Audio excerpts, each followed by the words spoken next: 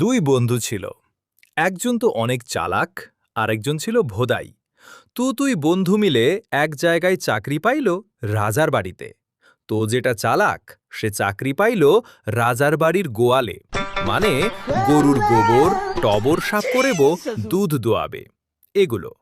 আর যেটা ভোদাই সেরা চাকরি পাইল রাজার মেয়ের সাথে সাথে থাকবে, মানে রাজার মেয়ে যখন ঘুমাবে তখনও তার সাথে থাকতে হবে। বুঝেন কি? মহা চাকরি।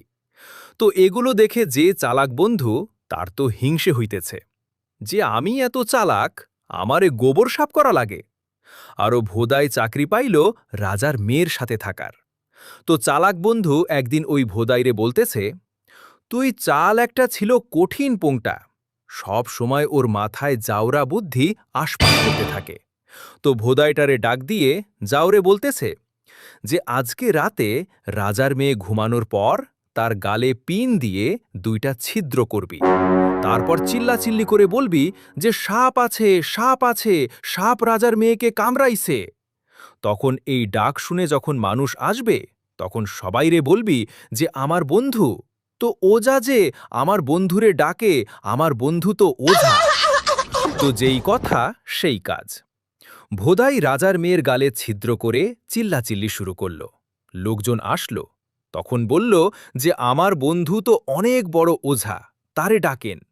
সবাই ওর বন্ধুরে ডাকলেও তো বন্ধু আইসা গালে চুমা দিয়া বিষ নামাইল। Oh, wow! বিষ তো কচুর কথা, ও তো মজা নিল।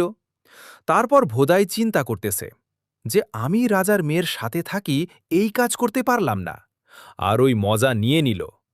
পরের দিন ভোদাই করল কি, বাগানের পিছনে প্রস্রাব করতে বসে সে তার নুনুর মাথায় দুটি ছিদ্র করল।